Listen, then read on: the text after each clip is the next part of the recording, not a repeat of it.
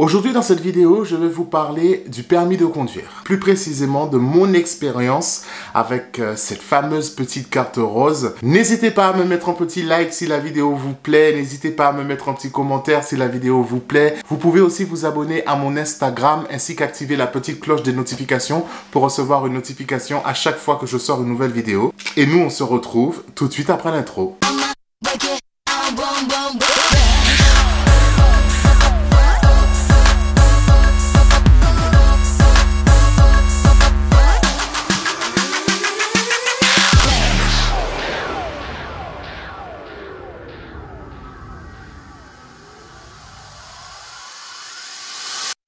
J'ai passé mon permis de conduire en Guadeloupe. Est-ce que c'est plus facile en Guadeloupe qu'en France hexagonale? J'ai pas mal de questions que j'entends souvent et que j'avais envie de répondre aujourd'hui en vidéo. Le permis de conduire, pour moi, aujourd'hui c'est un bonheur parce que je l'ai enfin. Mais pour l'avoir, ça a été le plus grand malheur de ma vie. J'ai passé mon permis la première fois en 2014. Alors, j'ai passé mon code. Mon code, je l'ai eu tout de suite. J'ai commencé à prendre des cours de conduite à Paris. C'était compliqué, c'était beaucoup d'argent. J'avais trouvé un job du coup dans un hôtel et j'ai pris un autre job à côté. Voilà, j'avais 2 jobs plus mes études pour pouvoir me payer ce permis. Au bout d'un moment, je suis allé voir mon moniteur et je lui ai dit, écoute, là il va falloir que tu me donnes une date parce que j'ai plus d'argent. Il me dit, ah mais David, ça va pas, tu vas pas réussir. Hein. J'ai dit, écoute, j'ai besoin d'une date parce que j'ai plus d'argent et là c'est plus possible en fait. Je dors plus, c'est plus possible. Il réussit à me donner une date. Je passe le permis, c'est vraiment catastrophique. J'ai dû faire 3 fautes éliminatoires. J'ai pas mon permis,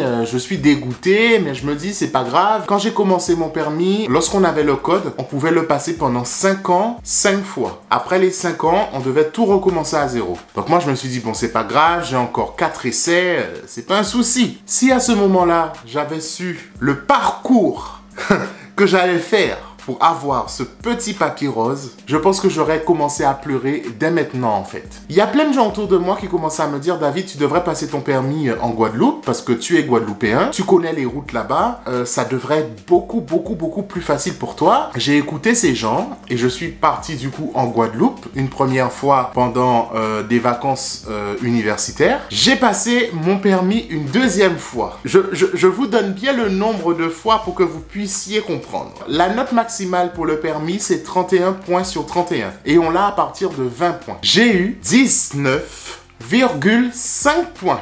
Il me manquait 0,5 points pour avoir le permis. Je n'ai fait aucune faute éliminatoire. J'étais tellement désespéré, j'étais tellement déçu. Je comprenais pas pourquoi, pour 0,5 points, sans faute éliminatoire, le mec ne m'avait pas donné mon permis. J'étais très déçu, mais je me suis dit, je vais pas abandonner. Il me restait encore 2 mois de vacances en Guadeloupe. Le moniteur me dit, écoute, je vais te remettre une 3e fois, mais là, Timoun, tu as intérêt à avoir ton permis. Je lui dis oui, ok. Le jour de l'examen, je passe le permis pour la 3e fois. Comme je vous ai dit, pour avoir le permis, il faut 20 points sur 31. Et là, pour la 3e fois, je passe mon permis, j'ai 19 points.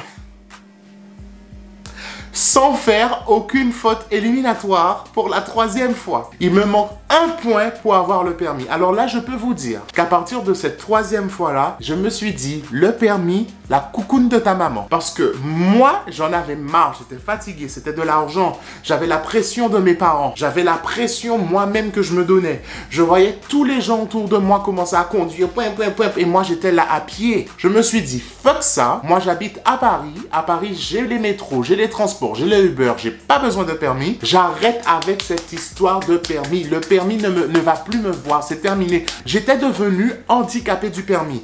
C'est-à-dire que je voyais une auto-école dans la rue, je tremblais. Pour vous dire à quel point j'étais traumatisé. Les années se sont passées, il fallait pas me parler de permis. Moi, j'en avais tellement marre qu'on me posait la question et le permis, que lorsqu'on me posait la question et le permis, je devenais agressif. Et quand je disais que j'avais pas mon permis, on me disait, mais attends, un grand garçon comme toi à ton âge, tu as pas ton permis? Je disais, est-ce que vous avez l'intention de monter dans ma voiture? Non! Alors pour quelle raison? Qu'est-ce que ça vous fait que j'ai le permis ou pas? Alors occupez-vous des bondages. C'est exactement ce que je disais, parce que les gens te posent la question. Et le permis, comme si tu passais le permis pour aller les chercher chez eux et les emmener faire leurs affaires. Non, on ne connaît pas le traumatisme des gens avec le permis. Moi, personnellement, je vous dis, vous me mettiez derrière un volant, c'était fini. Je tremblais, je prenais des médicaments pour me calmer parce que je n'arrivais pas. Je prenais des médicaments contre le stress. Je faisais des exercices de relaxation. Ça m'a vraiment détruit cette histoire. Donc je ne voulais plus entendre parler de permis. Je suis parti vivre en Australie. Et en fait, l'année où je suis parti vivre en Australie, c'est l'année où les 5 ans passaient en fait. C'est-à-dire que je perdais tout. Si je voulais repasser mon permis, j'aurais été obligé de tout recommencer. Je suis rentré en Guadeloupe. Quand je suis rentré, je me suis dit, bon là, voilà, il faut quand même que tu passes ton permis. J'avais honte de parler de tout ça, mais aujourd'hui, j'ai plus envie d'avoir honte parce que je ne suis pas tout seul. Et le problème, c'est que les gens autour de nous donnent tellement de pression qu'aujourd'hui, quand tu passes ton permis en étant âgé ou plus grand, ben, du coup, tu as honte. Mais moi, je veux pas avoir honte. Donc oui, j'ai passé mon permis à 30 ans. Voilà, c'est comme ça. Je vivais dans le 17e arrondissement de Paris. J'avais une hantise du permis. Les gens pensaient que c'est parce que j'étais feignant et que je voulais pas passer le permis. Non, j'avais peur. Quand je voyais une auto-école, comme je vous l'ai dit, je tremblais. C'était pas possible. J'avais vraiment cette peur au fond de moi. Quand je suis arrivé en Guadeloupe, je me suis dit, David, allez, c'est bon, donne-toi encore une chance. Passe ton permis, repasse ton code. J'ai passé mon code pour la 2e fois. J'ai eu mon code tout de suite, j'étais hyper content. Je tombe sur une monitrice adorable. Je passe mon permis une 4e fois. Je fais 3 fautes éliminatoires. J'étais pire que toutes les fois d'avant. J'étais nul. Je savais déjà que j'allais pas l'avoir. Donc je me suis dit, bon, c'est pas grave. Je suis resté très longtemps sans conduire. Je vais essayer de passer le permis une 5e fois. Les gens, la 5e fois, ça a été la fin. Je me suis dit, il y a des gens qui se réunissent tous les mercredis soirs, qui allument une bougie, qui mettent des poupées à mon effigie et qui se réunissent pour faire des prières pour que je n'ai pas mon permis. Je vous explique pourquoi. La 5e fois où je passe mon permis, tout est parfait. J'ai 31 sur 31. Quand je reçois ma fiche, le moniteur m'a compté une faute éliminatoire. Mais quand je vais vous raconter c'est quoi la faute, vous allez vous dire, lui, il n'a pas de chance. Il y a un endroit où on passait en Guadeloupe, où en fait, à une intersection, avant, il y avait un panneau stop. Tous les moniteurs d'auto-école que j'ai eus m'ont dit, David, comme avant, à cet endroit, il y avait un panneau stop, les voitures s'arrêtent. Mais il n'y avait pas le panneau stop, et il n'y avait pas la ligne stop en bas. Mais comme avant, il y avait un panneau stop, les gens s'arrêtent. Donc tu peux passer. J'ai eu 2 moniteurs en Guadeloupe. Les 2 moniteurs m'ont dit, David, à cet endroit, tu peux passer. Le jour de l'examen, il y avait une voiture. J'ai fait quoi? Je suis passé. Le mec m'a compté cela comme une faute grave en me disant, il n'y a pas de panneau stop, il n'y a pas de ligne stop, donc priorité à droite. Ce qui est vrai, ça m'a cassé les couilles parce que cette fois-ci, je me suis dit, je n'ai pas eu mon permis, mais c'est à cause des moniteurs. Mais c'est moi qui n'ai pas eu suffisamment la réflexion de me dire, non David, il n'y a pas de panneau stop, c'est une priorité à droite. Et là, je me suis énervé. J'ai appelé la préfecture, j'ai appelé plein de trucs. Il y a même un moniteur d'auto-école qui a pris un pot de peinture et qui a mis une trace blanche par terre parce qu'on foutait des fautes éliminatoires à ses élèves. Donc, il y avait un désaccord entre les examinateurs et les moniteurs. J'ai voulu contester le résultat, j'ai écrit des lettres, j'ai fait plein de choses. Je me suis dit, je vais perdre plus de temps à rentrer dans ce genre de système procès que de le repasser. Ça m'a anéanti. Les gens, ça faisait la 5e fois que je passais mon permis. La 5e fois. C'est ma mère, la maman guadeloupéenne. C'est ma mère qui venait, qui me disait, chérie, bats-toi encore. Si tu l'as fait 5 fois, tu peux le faire 6 fois. Si tu le fais 6 fois, tu pourras le faire 7 fois. Je sais que tu dépenses beaucoup d'argent. Et je dépensais pas mal d'argent, même si avec Ornicar, c'était un peu moins cher, mais je dépensais pas mal d'argent. Ma mère me disait, chérie, bats-toi encore une fois. Et moi, j'étais anéanti. Je m'enfermais dans ma chambre. Franchement, ça m'a cassé. Je me suis dit, on est en 2021. Depuis 2014, je me bats pour avoir un permis comme ça. J'étais malheureux. Encore une fois, je suis rentré une 2e fois dans une espèce de mini-dépression situation où je me suis dit, mais la coucoune de la maman du permis, moi je ne veux plus passer mon permis. C'est terminé encore une fois. Ma mère, si elle n'était pas là, je ne sais pas si je serais arrivé où je suis aujourd'hui. Parce que mon Dieu, la dame est derrière moi comme ça. Elle me disait, David, lève-toi, va passer ton permis. Moi je disais, non maman, je veux pas, c'est terminé. Et à un moment, j'ai réfléchi. Ma mère était tellement derrière moi que je me suis dit, bon allez, vas-y. Hein. J'ai repris des cours de conduite, mais cette fois-ci, j'étais en mode, je m'en bats les couilles. J'étais en mode, je m'en bats les couilles. Je conduisais plutôt bien, mais j'étais vraiment, je m'en bats les couilles. J'ai réussi à avoir une 6e date de permis. Une 6e. Vous vous rendez, 6 fois. Et là, je me suis dit, bon, j'ai réussi à avoir la date, j'y vais, mais je m'en foutais, mais... J'étais en mode, je m'en fous royalement. Je me suis assis dans la voiture. Par contre, je suis tombé sur une dame qui avait la réputation d'être extrêmement sévère. Quand mon moniteur a vu que c'est elle que j'avais, il m'a dit, bon, donne le meilleur de toi-même, hein, parce que ma soeur l'avait eu, ma soeur a loupé. Franchement, elle avait une réputation. Durant tout le long du truc, la meuf était en train de crier sur moi, en mode, Monsieur David Gary, vous devez faire ci, ça, ça. Vous n'avez pas fait ça, il faut anticiper, nanana, arrêtez de freiner. Mais David, oh là là, mais qu'est-ce que vous faites? Nanana, mais non, telle chose. Je dis moi-même, je l'ai pas. Mais je m'en foutais, ça ne m'atteignait pas, parce que j'étais tellement fini avec cette histoire de permis. Et moi, je dis, mon chat, de toute façon, ma chérie, tu peux parler, j'en ai rien à foutre. Je vais prendre le vélo, je retourne en France, je vais m'acheter une trottinette électrique. Et moi, j'ai plus besoin de votre permis là, parce que vous me faites dépenser de l'argent et vous me le donnez pas. Et normalement, c'est 3 jours pour avoir les résultats. Mais moi, dans ma tête, je savais tellement que j'allais pas avoir mon permis. C'est 10 jours après, je me suis dit, bon, laisse-moi aller voir les résultats du permis, puisque bon, comme ça, je sais. Je vois avis favorable. J'ai fait, hein? Je vois avis favorable. J'ai eu mon permis au bout de la 6e motherfucking fois. J'ai eu mon permis. J'étais en train de trembler, j'y croyais plus. Enfin bon, bref, j'y croyais plus. J'ai appelé ma famille et tout. Tout le monde était content, nana. Moi-même, j'y croyais plus, nana. Bref, c'était... Dans ma tête, c'était... Ouh!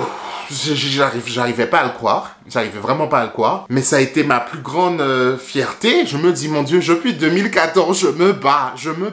Et vous savez, il y a même des gens qui sont venus me dire, franchement, David, tu es un puissant mental. Parce qu'il y en a beaucoup qui auraient abandonné définitivement. J'ai voulu abandonner, mais c'est ma mère qui m'a boosté. Parce que franchement, j'aurais été tout seul, j'aurais pas terminé. Transport en commun, métro, trottinette électrique, tout ce que vous voulez, mais ça aurait été terminé. Et pour répondre à la question, est-ce que c'est plus facile en Guadeloupe que de passer son permis qu'à Paris? Honnêtement, je dirais oui, mais je dirais aussi non. Mais je dirais quand même plus non que oui.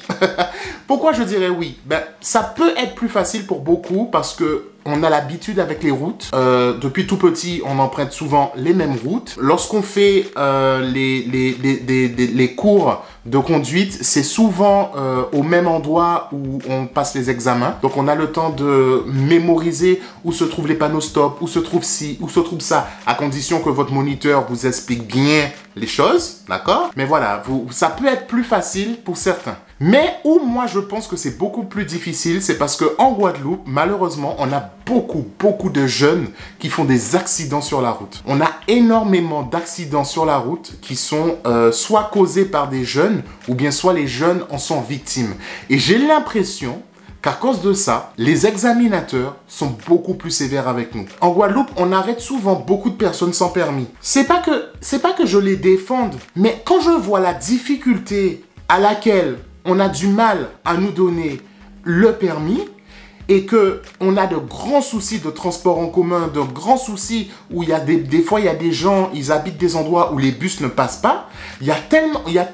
On nous donne tellement de difficultés avant pour avoir le permis, qu'il y a des gens, ils n'ont pas le choix. Parce que déjà qu'il faut le payer, il faut qu'on aille au travail pour pouvoir payer le permis.